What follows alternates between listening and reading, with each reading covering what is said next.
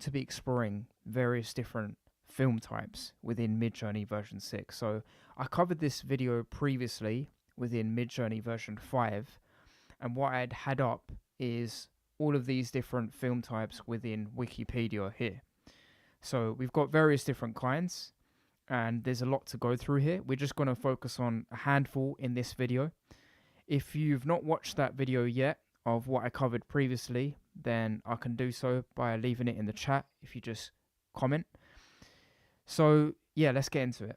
This is, by the way, a first live stream, so don't expect anything amazing here. I'd just like to caveat that. But anyways, okay, so let's start with the... let's start with the Ilford, because that's what I started with. That's what I mentioned within the particular thumbnail. So it was the Ilford HP5 from 1989 onwards, 400 ISO, black and white. So here I did a prompt of a portrait of a man smoking a pipe in the 1870s, taken with an Ilford HP5 camera. Now, every single camera has its own distinct characteristics associated with it. So if we look this up, we'll be able to see how it actually comes across as being. So sometimes it can be grainy, but other times it can have a scratch in there as well. I did see a picture there before. Yeah, this one, it's got a little bit of scratches there with it. So that is reminiscent as well within these particular images that I had created earlier with that particular prompt. So that seems good there. Right. Now we are going to see whether it holds up with a few other examples. So within Notepad, right, I'm now going to dissect this prompt into specific ways that you can emulate this style of prompt. Yeah, this style of image. So a portrait, so type of image, and then subject, and then what the subject is doing.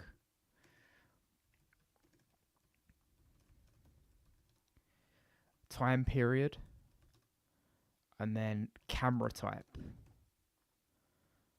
Okay, so these are all of the different aspects of that prompt that I did within there. Now we're going to try and emulate it, and we're going to try and slap on another time period and slap on another camera type in its place, right? So let's say a landscape now. So a landscape of a sprawling metropolis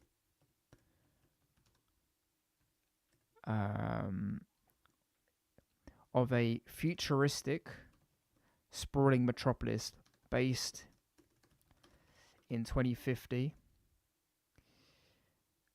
featuring a man. I like to write it out in Notepad first before I then put it into Midjourney. It's just better that way from a planning perspective. So a landscape of a futuristic sprawling metropolis based in 2050, featuring a man. What's that? Oh, okay, whatever. This is new. Right. A landscape of a futuristic sprawling metropolis based in 2050, featuring a man stood alone at night wearing a tuxedo. Yeah. Shot on a... Let's see what other camera types they've got here. Okay. Ilford Ortho Plus. Very fine grain.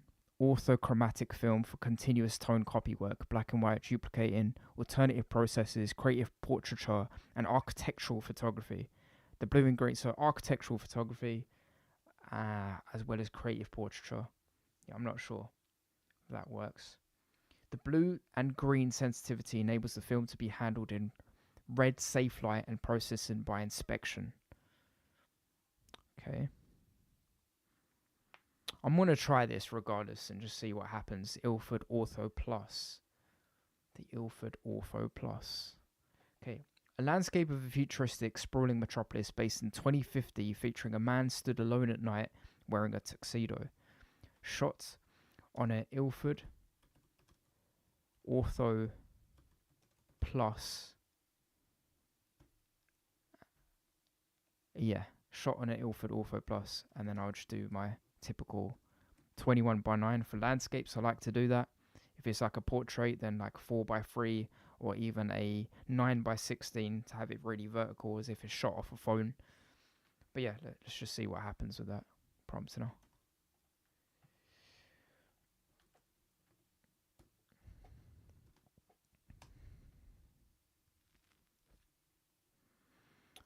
Of course, I had it on relax mode because it's burning through the GPU hours very quickly. So I think it's good to just do that. Occasionally switch it to relax mode if you want to save on GPU hours.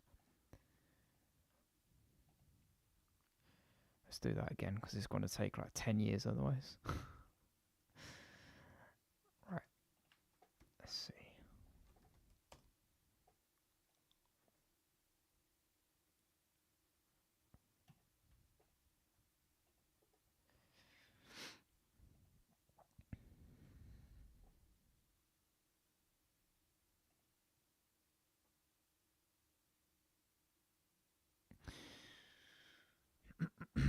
Oh, it's not that bad. It's starting to look good. I did just say one man though. Futuristic sprawling metropolis. In the meantime, let's create another prompt. So, a stood atop of a hill, misty background. Stood of a hill, modern day.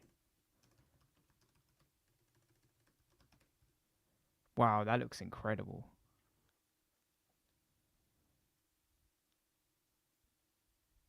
Pretty good. Pretty good, I must say. It did say very fine grain in terms of the characteristics there. Very fine grain. So, I don't know. Does it have very fine grain? It does seem to be a little bit grainy. So, it has captured it a little well, but not as good as that. That was a perfect replication of the Ilford HP5. But it's fairly good. It looks, yeah, I don't know. I just love saying the words fairly good, I guess. I always say that word. Back to it. This. So a portrait of a woman stood atop of a hill, set in the modern day, misty background, with a misty background, ambient lighting, and yeah, a portrait of a woman stood atop of a hill in contemplative thought, set in the modern day with a misty background, ambient lighting. There you go. See what happens there. Taking that.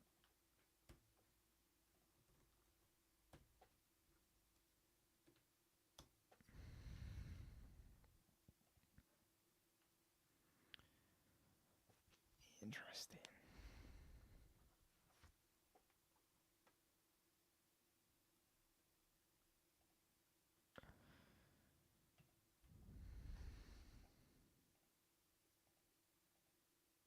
Okay.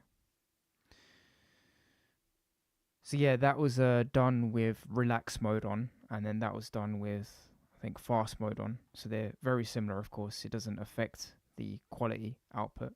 But this one's interesting. I forgot to actually mention the specific camera type, so I left it open to interpretation of what it comes back with.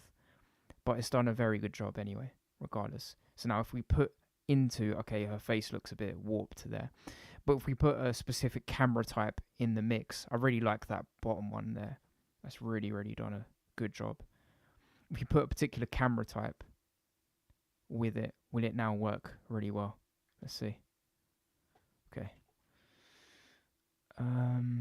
Yeah, we've got camera types here, so let's do another one. Let's do Kodak. I like Kodak. So let's do the Kodak TMax 100. Kodak TMax 100. Yeah. Okay. So this same prompt with just that added to it.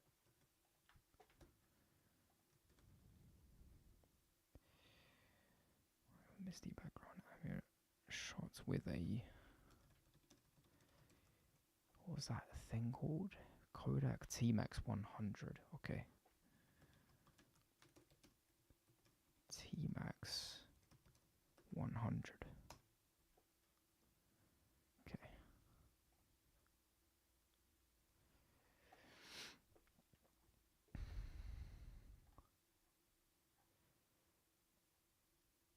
Could even try some anime. Let's see what happens when you try these types of films with anime.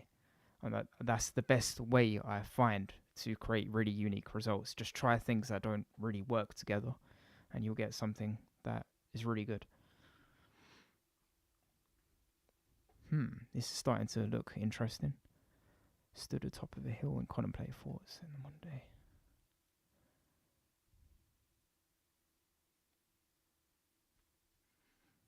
What's your favorite? I quite like the third one.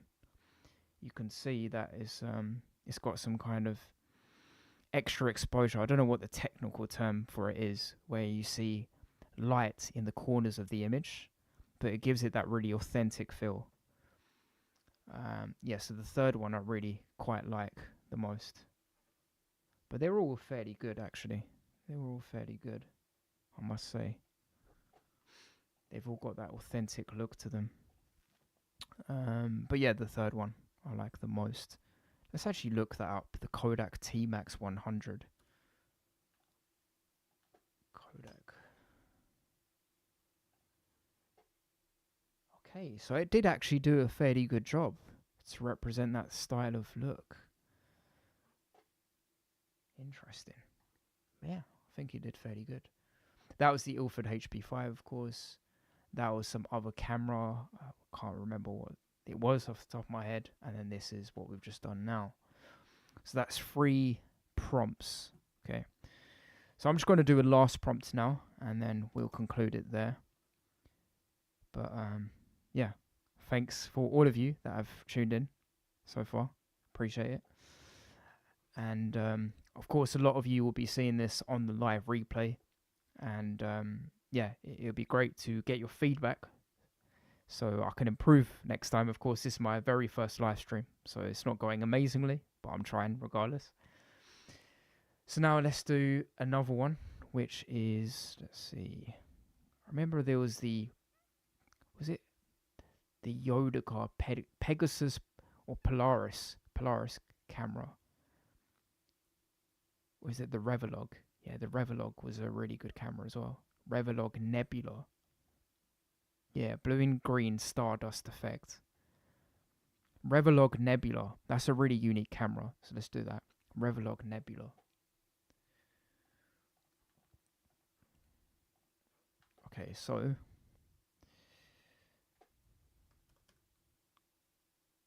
let's try and do a cinematic rendition of this. A cinematic still of a man dressed in a suit looking lost in front of the mirror. In front of a mirror. A cinematic still of a man dressed in a suit looking lost in front of a mirror with a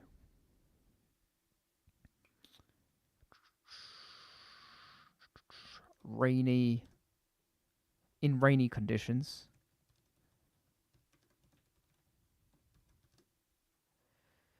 Rainy conditions. Set in the modern day. And then shot with a Revolog Has that how you spell it? Revolog Nebula. Revolog Nebula. Cool.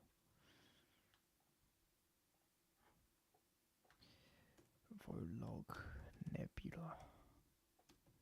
And then just do a cinematic style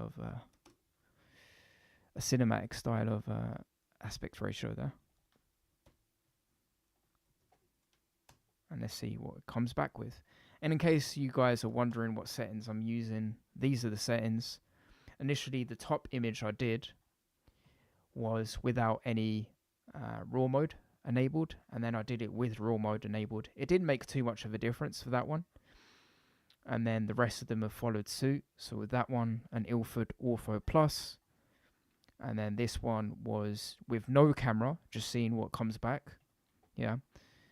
And then I did the same thing, but with the Kodak TMax 100. And it did a really, really, really good job. I was going to say tremendous again. I absolutely love saying tremendous. Don't know why. But that's that. And then it's done this one. So I did a cinematic still of a man dressed in a suit looking lost in front of a mirror in rainy conditions, set in the modern day, shot with a Revolog Nebula. Now, the Revolog Nebula has supposedly blue and green hues, I guess, or colors to the specific image. So that's what should be replicated within the image. And to be honest, it's done a fairly good job. I love saying that phrase as well, fairly good job. So a little bits of green there, but then a little bits of blue there as well. You can see throughout the images. So yeah, that is the live stream for today, guys. Thank you for tuning in, whoever has tuned in. And it's been a short one, but I just wanted to keep it brief for now. And in the future, I'll look to add to the specific time duration, and we'll go deeper into doing more prompts. Thanks again for watching, and till next time, peace.